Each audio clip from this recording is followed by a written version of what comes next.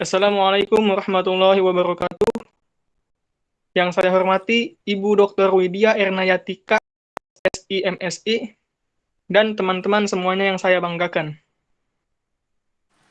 Pertama-tama perkenalkan kami dari kelompok 4 kelas C Teknik Kimia 2023 akan menjelaskan sebuah soal tentang stoikiometri.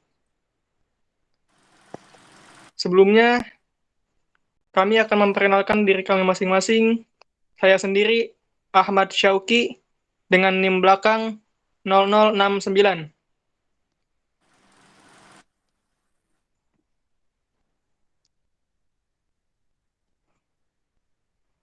Perkenalkan, nama saya Muhammad Henry Ferdiansyah dengan NIM belakang 0068.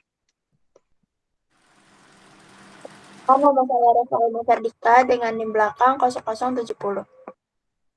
Perkenalkan, nama saya Velma Zarasila dengan NIM belakang 0075.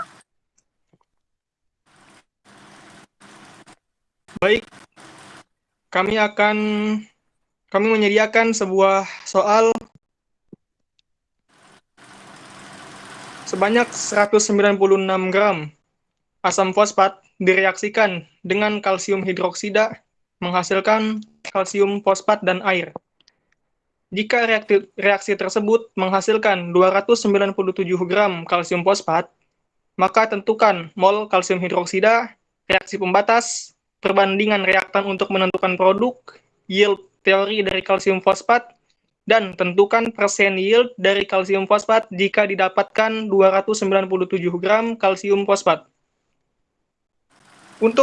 Untuk poin pembahasan yang akan dibahas pada soal kali ini adalah 1. Penyetaraan reaksi, 2. Mencari mol kalsium hidroksida, 3. Menentukan reaktan pembatas, 4. Perbandingan reaktan untuk menentukan produk, dan 5. Mencari yield.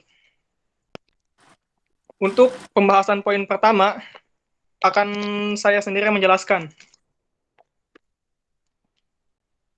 Di atas dapat dilihat sebuah reaksi antara kalsium hidroksida dan asam fosfat di mana menghasilkan kalsium fosfat dan air yang belum setara.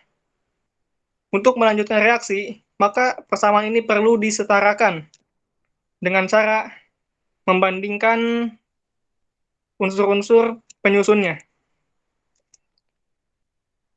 Untuk yang pertama kali harus disetarakan adalah kalsium dan fosfat. Dan yang pertama adalah kalsium, dapat dilihat di ruas sebelah kiri unsur kalsium adalah 1 dan di sebelah kanan ada 3. Maka unsur kalsium yang di ruas sebelah kiri harus dijadikan 3. Bagaimana caranya? Yaitu dengan cara menambahkan 3 pada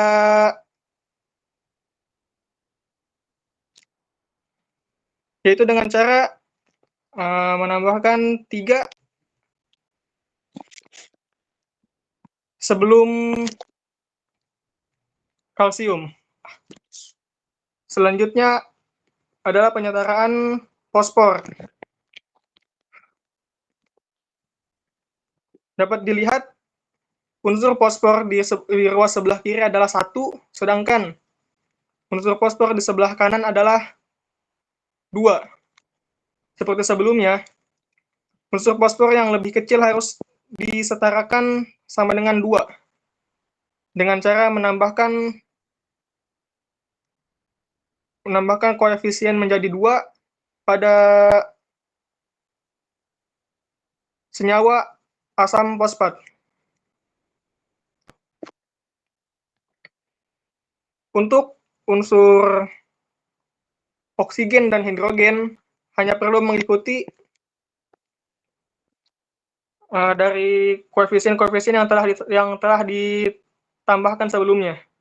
Dan untuk H2O sendiri hanya perlu mengikuti koefisien yang telah didapatkan sebelumnya. dan didapat adalah 6H2O. Dan di bawahnya telah disajikan sebuah reaksi antara kalsium hidroksida dan asam fosfat yang telah disetarakan, yaitu adalah 3 kalsium hidroksida ditambah 2 asam fosfat menghasilkan 1 kalsium fosfat dan 6 ion air. Untuk pembahasan selanjutnya akan dijelaskan oleh teman saya. Nomor 2, mencari mol dari CaOH2. Mol dari asam fosfat sama dengan massa asam fosfat per mR asam fosfat, yaitu 196 gram dibagi 97,97 gram per mol, yaitu menjadi 2 mol. Untuk mencari mol kalsium hidroksida sendiri, untuk mol CaOH2, yaitu 2 mol asam fosfat per 3 mol CaOH2. Sama dengan 2 mol asam fosfat per mol CaOH2 sama dengan 2 mol CaOH, 2 mol H3PO4 per mol CaOH2 dengan perbandingan 2:3. Mol CaOH sama dengan 6/2 menjadi 3 mol. Selanjutnya akan dijelaskan oleh teman saya. Oke, selanjutnya nomor 3 yaitu menentukan reaktan pembatas. Di sini diketahui reaksinya yang sudah setara yaitu 3 CaOH 2 kali ditambah 2 H3PO4 menghasilkan Ca3PO4 2 kali plus 6H2. Langkah yang pertama yaitu kita menentukan mol reaktan. Dan sudah diketahui mol CaOH2 dan mol H3PO4-nya sebelumnya yaitu mol CaOH2 sama dengan 3 mol dan mol H3PO4 sama dengan 2 mol. Langkah kedua yaitu masing-masing mol dibagi koefisiennya. Diketahui juga koefisien CaOH3 sama dengan 3 dan mol CaOH3 sama dengan 3. Jadi 3/3 sama dengan 1. Diketahui juga koefisien H3PO4 sama dengan 2 dan mol H3PO4 sama dengan 2. Jadi 2/2 sama dengan 1. Reaktan pembatas adalah hasil bagi yang paling kecil. Jadi di soal ini hasil bagi kedua reaktan itu sama. Jadi reaktan pembatas adalah CaOH2 dan atau H3PO4. Selanjutnya akan dijelaskan oleh teman saya. Oke, kemudian perbandingan reaktan untuk menentukan produk. Reaksinya kita tulis dulu reaksi yang sudah disetarakan. 3 kalsium hidroksida aquos ditambah 2 asam fosfat aquos menghasilkan kalsium fosfat aquos ditambah 6 air liquid. Di awal mol, tadi kan molnya sudah ditentukan ya. Mol dari kalsium hidroksida itu didapatkan 3. Kemudian di asam fosfat itu ditentukan dan didapatkan 2. Sedangkan di kalsium fosfat dan di air itu tuh belum ditentukan. Itu bisa dianggap 0. Nah, di bereaksi mol itu tuh koefisien dari semua reaksi dikalikan dengan reaktan pembatas tadi. Kan reaktan pembatas tadi itu kalsium hidroksida dan asam fosfat. Dan karena sama-sama 1, makanya koefisiennya semuanya dikali 1.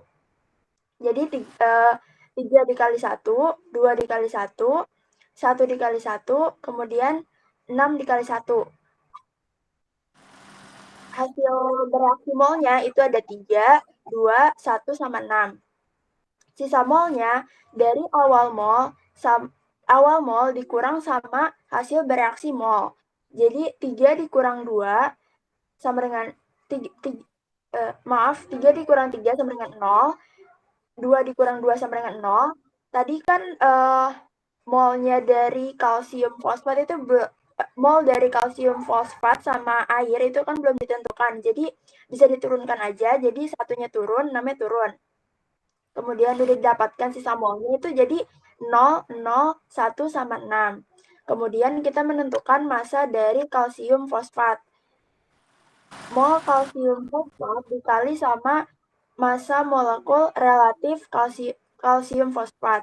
1 dikali 310 sama dengan 310 gram. Kemudian kita menentukan massa air sama dengan mol air dikali sama massa molekul relatif air. Sama dengan mol airnya itu 6 dikali sama massa molekul relatif airnya itu 18. Jadinya, jadinya 108 gram. Kemudian akan dilanjutkan oleh teman saya. Nah, jadi untuk selanjutnya itu adalah mencari yield-nya. Yang dimana kalau kita ingin mencari yield-nya itu dengan cara mol yang sudah disetarakan atau direaksikan dan hasilnya seperti ini. Nah, untuk mencari yield-nya sendiri itu menggunakan massa Ca3PO4 dua kali sama dengan mol Ca3 ditambah PO4 dua kali dikali massa relatif dari Ca3PO4 dua kali itu sendiri. Yang dimana untuk mol Ca3PO4 ini 1 mol dikali dengan gramnya atau massa relatifnya itu 310 gram per mol. Maka hasilnya ada 310 gram. Nah, untuk rumus yield-nya itu sendiri di sini ada actual yield dan juga theoretical yield-nya. Yang dimana actual yield-nya itu bernilai 300 gram dibagi dengan 310 gram yaitu theoretical yield-nya. Lalu dikali 100% karena kita ingin mencari persenannya. Jadi maka hasilnya ketemulah 95,8%. Baik, mungkin cukup sekian dari kelompok kami. Untuk kurang dan lebihnya mohon dimaafkan. Wassalamualaikum warahmatullahi wabarakatuh.